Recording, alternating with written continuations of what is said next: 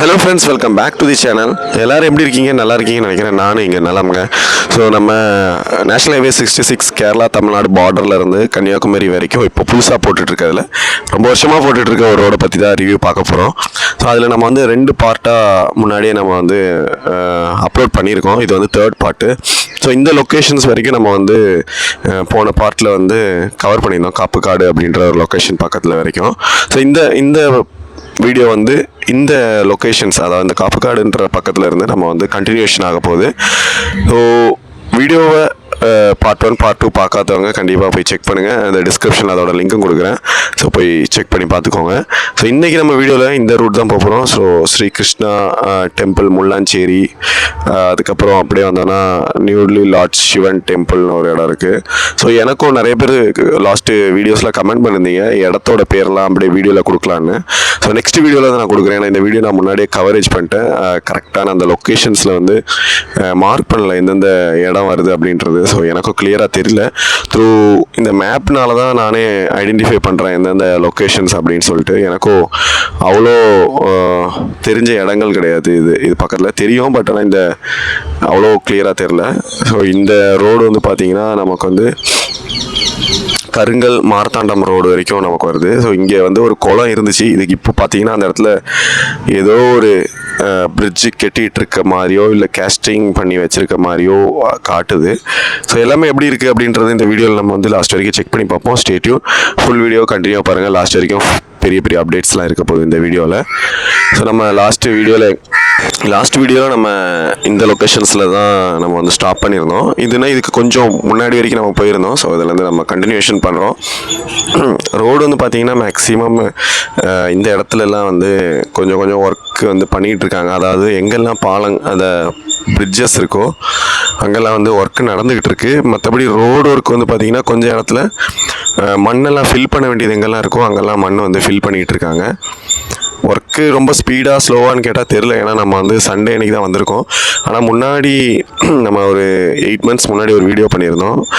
அதோடு கம்பேர் பண்ணும்போது ஏதோ கொஞ்சம் ப்ரோக்ரஸ் பண்ணியிருக்காங்க அப்படின்னு சொல்லலாம். ஆனால் அந்த நம்ம 8 months முன்னாடி ஒன்றுமே இல்லாமல் இருந்துச்சு. அதாவது இப்போது கன்ஸ்ட்ரக்ஷன் பண்ணிகிட்ருக்க அந்த கம்பெனி வர்றதுக்கு முன்னாடி தான் அந்த வீடியோ எடுத்திருந்தோம். ஸோ அதுக்கு அப்புறம் பார்த்தீங்கன்னா கொஞ்சம் ஒர்க்கு அதாவது டச் பண்ணியிருக்காங்க அப்படின்னு சொல்லலாம். எல்லா ஏரியாவையும் டச் பண்ணி ஒர்க்கை வந்து லைட்டாக ஸ்டார்ட் பண்ணியிருக்காங்க. ஆனால் இந்த ஒர்க்கு எப்போ முடியும் அப்படின்னு சொல்லிட்டு நிறைய பேர் கேட்டுட்ருக்கீங்க. எனக்கும் தெரில.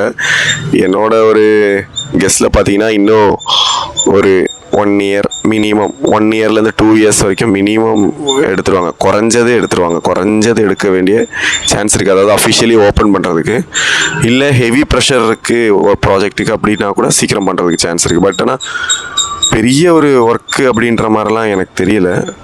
கொஞ்சம் கான்சன்ட்ரேட் பண்ணி ஸ்பீடப் பண்ணாங்கன்னா ஸ்பீடாக முடிச்சிடலாம். இங்கே ஏதோ ஒரு பிரிட்ஜஸ் வரப்போகுதுன்னு நினைக்கிறேன். அதோட பீம்ஸ் எல்லாமே வந்து கேஷ் பண்ணி வச்சுருக்காங்க.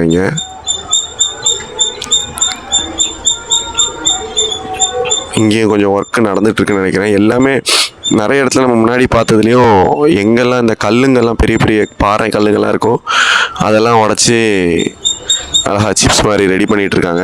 இது சைட்டுக்குள்ளேயே ரெடி பண்ணலாம். அவங்களுக்கு கிடைக்கும். லைக் மெட்டீரியலுக்கு வந்து அவங்க இந்த மெட்டீரியலே யூஸ் பண்ணிக்கலாம். வெளியிலேருந்து வந்து காசு கொடுத்து வாங்க வேண்டாம். அது ஒரு பெரிய அட்வான்டேஜு. எதுக்கெல்லாம்னா சிமெண்ட்டு காங்க்ரீட்லாம் பண்ணுறதுக்கும், அப்புறம் ரோடில் வந்து WMM mix, GSB, BT mix கூட 10 mm 6 mmக்குள்ள சிப்ஸுக்கெல்லாம் கூட இங்கேருந்து ரெடி பண்ணிக்கலாம். ஸோ வெளியில் வந்து இதுக்குன்னு தனியாக காசு போட்டு வாங்குற மாதிரி இருக்காது அவங்களுக்கு. ஸோ அதுவும் ஒரு பெரிய லாபம் தான் இந்த ப்ராஜெக்டில் இப்போதைக்கு அவங்க எடுத்துகிட்டு இருக்கிறதுல. நிறைய இடத்துலனா ரோடெல்லாம் முடிஞ்சிருச்சு. ஆனால் இந்த இடத்துலலாம் அவங்க வந்து திரும்ப மெயின்டெனன்ஸ் பண்ண வேண்டியிருக்கும். ஃபுல்லாக ரோடு மார்க்கிங்கு, அப்புறம் சேஃப்டி மார்க்கிங்ஸு, இந்த சென்டரில் மீடியனில் இருக்க இந்த க்ரீனாக எல்லாமே க்ளீன் பண்ண வேண்டியிருக்கும். அப்புறம் பிளான்டேஷன்ஸ் ஏதாவது பண்ணுறதா இருந்தால் பண்ண வேண்டியது இருக்கும். ஏகப்பட்ட ஒர்க் இருக்குது. சின்ன ஒர்க்குங்களே இந்த பெரிய ஒர்க்கெல்லாம் முடிச்சு தள்ளனா மட்டும்தான் அவங்களால சின்ன ஒர்க்கெல்லாம் கான்சன்ட்ரேட் பண்ண முடியும். சைட்லலாம் பார்த்தீங்கன்னா தெரியும். இந்த ரைட் சைடில் பாருங்கள், எங்கெல்லாம் சின்ன கல்லுங்க கிடைக்குதோ அது எல்லாத்தையும் அவங்க வந்து விட மாட்டேங்கிறாங்க. எல்லாத்தையும் எடுத்து தான் ஆகணும். ஸோ ஏன்னா அப்போ தான் ஒரு கிளியரன்ஸ் கிடைக்கும் ரோடோட. அங்கெல்லாம் சர்வீஸ் ரோடு வருதுன்னு நினைக்கிறேன். நல்லா இருக்குது. நான் லாஸ்ட் டைம் வந்து வீடியோவில் சொல்லியிருந்தேன் எதனால் இந்த டிலே வர்றதுக்கு காரணம் அப்படின்னு சொல்லிட்டு.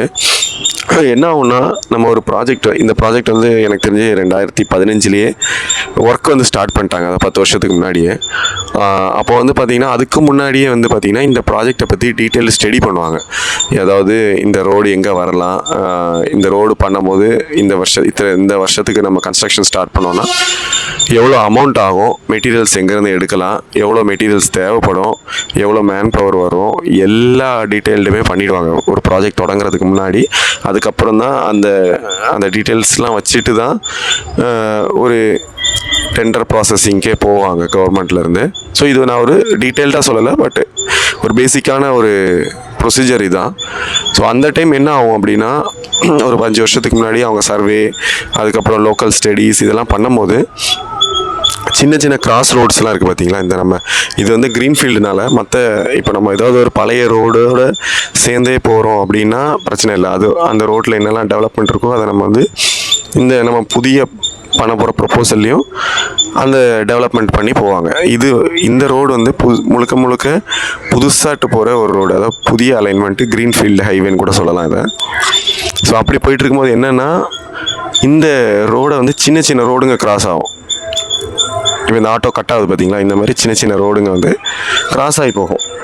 ஸோ அப்போது இந்த ரோடை வந்து எதெல்லாம் மேஜர் ரோடு, எதெல்லாம் மைனர் ரோட்ஸு, எதெல்லாம் வில்லேஜ் ரோட்ஸு, எதெல்லாம் டிஸ்ட்ரிக்ட் ரோட்ஸு, இதெல்லாம் பைஃபர்கேட் பண்ணி எதுக்கெல்லாம் வந்து டைரெக்டான ஆக்சஸ் கொடுக்கணும், எந்த ரோடுக்கெல்லாம் நம்ம சர்வீஸ் ரோடு த்ரூ ஆக்சஸ் கொடுத்தா போதும், அதுக்கப்புறம் எந்த மாதிரி ரோடுக்கு வந்து ஒரு விஓபிஓ, அதாவது வெஹிக்கிள் ஓவர் பாஸு, இல்லைனா வெஹிக்கிள் அண்டர் பாஸு, இல்லை பிரிட்ஜஸ், இந்த மாதிரி ஒரு பிரிட்ஜஸோ இல்லைன்னா ஏதாவது ஒரு ஸ்ட்ரக்சர்ஸ் கொடுத்து அது வழியாக நம்ம வந்து அந்த ரோடை கிராஸ் பண்ண வைக்கிறோம் அப்படின்றது தான் ஐடியாவாக இருக்கும். என்ன ஆகுனா, முன்னாடி வந்து சின்ன சின்ன மட் ரோட்ஸ்லாம் இருக்கும், வில்லேஜ் ரோட்ஸ், அதெல்லாம் சின்ன மட் ரோடாக இருக்கும், இல்லை சின்ன தார் ரோடாக இருக்கும். பெரிய ஒரு இம்பார்ட்டன்ட் இருக்காது, சின்ன சின்ன ஒரு கொஞ்சம் இருக்க லொக்கேஷனுக்கு மட்டும் தான் வண்டிங்க போகிற மாதிரி இருக்கும். அப்போ என்ன பண்ணுவாங்கன்னா, அந்த லொக்கேஷனில் வந்து ரோடை வந்து கட் பண்ணிவிடுவாங்க. அதாவது அந்த ரோட்லேருந்து சர்வீஸ் ரோடு கனெக்டிவிட்டியோ இல்லைன்னா டைரெக்டாக பாஸ் ஆகாத மாதிரி ரோடை க்ளோஸ் பண்ணிவிடுவாங்க. அது என்ன ஆகும்னா, ஃப்யூச்சரில் இவங்க ஒரு 5 இயர்ஸோ இல்லை டாக்குமெண்ட் பண்ணி முடிக்கிறதுக்குள்ளேயே அந்த ரோடு வந்து டெவலப் ஆகிறதுக்கு நிறைய சான்ஸ் இருக்குது. ஸோ அதில் வந்து ஒரு சின்ன வில்லேஜ்லேருந்து ஃபண்டு ஒதுங்கி அந்த ரோடை வந்து டெவலப் பண்ணலாம். ஏன்னா ஒன்ஸ் இவங்க நம்ம ஹைவேலேருந்து இந்த டேட்டாஸ் எடுத்ததுக்கப்புறம் திரும்ப ஒரே லொக்கேஷனை போய் பார்க்க போகிறதில்ல. ஸோ அதனால் அந்த இடத்துல வந்து ஏதாவது வில்லேஜ் ரோடாக ஏதாவது இருந்து அது டெவலப் ஆகிடுச்சுன்னு வச்சுக்கோங்களேன், என்ன பண்ணும், அது ஒரு ஒன் ஆஃப் மேஜர் ரோடாக மாறிடும் அந்த இடம். அப்போ என்ன ஆகுனா, இந்த கன்ஸ்ட்ரக்ஷன் வரும்போது இன்னும் லேட் ஆகுது. 10 இயர்ஸ் கிட்ட பண்ணிகிட்டு இருக்காங்களா, அந்த டைம் வந்து நீங்கள் அந்த ஒரு மேஜரான இருக்கிற ரோடில் ஒரு கிராசிங் நடக்குமோ அதுக்கு வந்து போகிறதுக்கு வழி கொடுக்கல அப்படின்னா அந்த ரோடு வந்து யூஸ் ஆகாது. அதனால என்ன ஆகுனா, அந்த கன்ஸ்ட்ரக்ஷன் நடக்கிற டைம் புதுசாக ப்ரொப்போசல் பண்ணுவாங்க, சேஞ்ச் ஆஃப் ஸ்கோப்புன்னு சொல்லிட்டு. ஸ்கோப்பில் இருந்து கொஞ்சம் சேஞ்சஸ் வருது, ஸோ புதிய ஸ்ட்ரக்சர்ஸ் வந்து இந்த ப்ராஜெக்டில் வந்து நம்ம புதுசாக வந்து இன்சர்ட் பண்ணுறோம் அப்படின்னு சொல்லிட்டு சில மேட்டர்ஸை கொண்டு வருவாங்க. அந்த டைம் என்ன ஆகும்னா, திரும்பவும் ப்ராஜெக்ட் வந்து எக்ஸ்டெண்ட் ஆகும். இப்போது நமக்கு வந்து ஃபார் எக்ஸாம்பிள் ஒரு ரோடில் வந்து ஒரு 10 பிரிட்ஜஸ் இருக்குதுன்னு வச்சுக்கோங்களேன். 10 பிரிட்ஜஸ் பண்ணுறதுக்கு ஒரு வருஷம் இல்லை 2 இயர்ஸ் எடுக்குது, 2 வருஷம் எடுக்குதுன்னு வச்சுக்கோங்க. நம்ம அதுதான் இந்த ப்ராஜெக்டோட டைம் பீரியடாக எடுத்திருப்பாங்க. ஆனால் என்ன ஆகுனா, இந்த 10 பிரிட்ஜ் பண்ணும்போது கூட அடிஷ்னலாக இன்னொரு 5 பிரிட்ஜ் கூட நமக்கு வந்து ப்ரப்போஸ் பண்ணுற மாதிரி இருக்குது அப்படின்னா அதுக்கு இன்னும் டைம் பீரியடு கூட தான் செய்யும். ஸோ குறைய போகிறதில்ல. அதுதான் இங்கே நடக்குது அப்படின்றது என்னோட ஒரு எனக்கு தெரிஞ்ச ஒரு இது நான் சொல்கிறேன். ஏன்னா இப்போ எல்லா இடத்துலையுமே பார்த்தீங்கன்னா மெயினாட்டு எங்கெல்லாம் அந்த பிரிட்ஜஸ் வருதோ அதுதான் அந்த வேலை தான் நடந்துகிட்ருக்கு. சிலப்போ நிறைய இடத்துல சேஞ்ச் ஆஃப் ஸ்கோப்போ வந்துரு, நான் சொன்ன மாதிரி அந்த புதுசாக அந்த பிரிட்ஜஸ் அது புதிய ப்ரொப்போசல் வந்து நடக்கலாம். இல்லைனா லோக்கல் ஏதாவது இஷ்யூஸ்னால அந்த ரோடுக்கு வந்து கரெக்டான ஒரு கனெக்டிவிட்டி, கரெக்டான ஒரு சப் ரோடு கொடுத்து அந்த ரோடை கட் பண்ணால் அந்த ஒர்க் நடந்து முடிக்கிற வரைக்கும் அந்த ரோடை யூஸ் பண்ணிகிட்டு இருந்தவங்களுக்கு வேறு வழியாட்டு போகிறதுக்குள்ளே கனெக்டிவிட்டி கொடுக்கணும். ஸோ இந்த மாதிரி நிறைய விஷயங்கள் இருக்குது. அதெல்லாம் கொடுக்காதனால என்ன பண்ணுவாங்கன்னா, லோக்கல் பொலிட்டீஷியன்ஸு யாராக இருந்தாலும் விட மாட்டாங்க. அந்த ரோடை வந்து கட் பண்ணி விட்டுட்டோன்னா அட்லீஸ்ட் ஒர்க்காவது ஸ்பீடாக நடக்கும். ஒரு 6 மந்த்ஸ்க்குள்ளே அந்த பிரிட்ஜை கம்ப்ளீட் பண்ணி கொடுக்குற மாதிரி இருந்தால் கூட ஓகே. ஜஸ்ட்டு சும்மா கட் பண்ணிவிட்டு நம்ம ரொம்ப நாள் ஒர்க்கு நடக்காமலாம் இருந்துச்சு, அந்த மாதிரிலாம் விடும்போது என்ன ஆகும்னா நிறைய பேருக்கு அந்த கஷ்டமாக தான் இருக்கும். ஸோ இந்த இடத்த பார்த்தீங்கன்னா எங்கேயோ ஃபில்லிங் நடந்துகிட்ருக்கு நல்லா. முன்னாடி வந்து ஒரு பிரிட்ஜோட ஒர்க் இருக்குது. நம்ம மேக்ஸிமம் நியர்பை அந்த கருங்கல் லொக்கேஷன் நான் சொன்னேன் பார்த்தீங்களா, அதில் வந்துட்டோம். கருங்கல் மார்த்தாண்டம் ரோடு அது பக்கத்தில் வந்துட்டோம். இந்த இடத்துல வந்து எனக்கு தெரிஞ்சு இது வந்து ஃபில் ஆகிடும். ஃபில் ஆகிட்டு ஐ திங்க் இந்த சர்வீஸ் ரோடு வழியாக கனெக்ட் பண்ணி போகிற மாதிரி இருக்கும். இந்த கருங்கல் மார்த்தாண்டம் ரோடை கிராஸ் பண்ணுறவங்க அப்படி தான் ஏதாவது டிசைன் இருக்கும். இல்லைனா ஒரு ஸ்பேன் கூட இங்கே வரும் இந்த ரோடுக்கு அடியில். ஏன்னா இது மேஜரான ஒரு ரோடு தான் தோணுது, கருங்கல் மார்த்தாண்டம் ரோடு. அதனால் இதுக்கு அடி வழியாக வண்டிங்கெல்லாம் போயிடும் இந்த ரோட்டில். நம்ம வந்து ஹைவேல வர்றவங்க மேல் வழியாக போயிடுவாங்க. லாஸ்ட் டைம் வீடியோவில் பார்க்கும்போது தெரிஞ்சிருக்கும், இந்த இடத்துல வந்து ஒன்றுமே ஸ்டார்ட் பண்ணல. ஒரு குளம் இருந்துச்சு. அந்த குளத்தில் வந்து ஒன்று இந்த குளத்தை பைபாஸ் பண்ணுற மாதிரி பிரிட்ஜஸ் பண்ண வேண்டியிருக்கும், இல்லைனா அதை ஃபில் பண்ணி போகிற மாதிரி இருந்திருக்கும். இப்போ வந்து ஒரு பிரிட்ஜ் தான் பண்ணியிருக்காங்க, ஒரு மைனர் பிரிட்ஜு. மோஸ்ட்லி எல்லா வேலையும் முடிஞ்சிருச்சு, மைனர் ஒர்க் எல்லாமே இந்த பிரிட்ஜில் முடிஞ்சிருச்சு. ஸோ குளத்தை நிறச்சிட்டாங்க. குளத்தை நிறச்சிட்டு தான் பிரிட்ஜ் பண்ணியிருக்காங்க. ஃப்யூச்சரில் அது அடியில் வந்து அந்த மண்ணை போய் எடுக்க போகிறது இல்லை அவங்க, அவ்வளோ இப்படி தான் இருக்க போகுது. குளம் ஒரு சைடில் 2 பார்ட்டாக பிரிஞ்சிருச்சு, அந்த சைடு பாதி இந்த சைடு பாதின்னு. பட் போட்டுட்டாங்க பாலத்தை, நல்லா தான் இருக்குது பிரிட்ஜு. ஸோ இது ஒரு அப்டேட் இந்த இடத்துல, இந்த ஒர்க்கு வந்து. ஏன்னா இந்த பிரிட்ஜ் வந்து ரொம்ப நாளாக வந்து கன்ஸ்ட்ரக்ஷன் இல்லாமல் தான் இருந்துச்சு. ஸோ ஒரு ஸ்பீடாட்டி இதை வந்து முடிச்சிருக்காங்க, பரவாயில்ல. நம்ம இனி என்ன பண்ணலான்னா, இந்த பிரிட்ஜு சைடு வழியாகவே இன்னும் போக முடியுமா அப்படின்றத நம்ம செக் பண்ணி பார்ப்போம். போகலாம். மேக்ஸிமம் வந்து ஃபஸ்ட்டு இந்த அலைன்மெண்ட் வழியாகவே எல்லா இடமும் போய் பார்ப்போம். கொஞ்சம் ஒர்க் போயிட்டுருக்கு இந்த அப்ரோச் சைடில், அதாவது இந்த ஸ்டார்டிங் அப்ரோச் சைடில் வர்ற கொஞ்சம் இடத்துல வந்து இன்னும் கன்ஸ்ட்ரக்ஷன் இருக்குது போல் இருக்குது. இன்னும் ஒரு ஸ்பேன் இருக்கும், ஏன்னா இப்போ தான் ஸ்டீல் ஒர்க்லாம் பண்ணிட்டுருக்காங்க, ரெயின்ஃபோர்ஸ்மெண்ட் ஒர்க்கு. இன்னி காங்க்ரீட் ஒர்க்கெலாம் இன்னும் நிறைய இருக்குது. உள்ள ஒர்க்கு நடக்குது. போகலாமா தெரில, போகலாம், போய் பார்ப்போம். உள்ள காலையிலே ஒர்க்கு நடந்துகிட்ருக்கு. இப்போ ஒரு 7 மணி இருக்கும். காலையிலேயே கான்ட்ராக்டர் இதெல்லாம் சின்ன சப் கான்ட்ராக்டர்ஸாக இருக்கும். பரவாயில்ல, ஒர்க் பண்ணிகிட்ருக்காங்க. மழை வேறு, லாஸ்ட் டைம் சொன்ன மாதிரி லாஸ்ட் வீடியோவில் அது கண்டினியூஷனால். இந்த வீக் மழை இல்லை, பட் ஆனால் போன வீக் வந்து மழை இருந்திருக்கும். நான் இப்போது வீடியோ பார்த்துட்ருக்கேன், இந்த வீக் வந்து மழை இல்லை.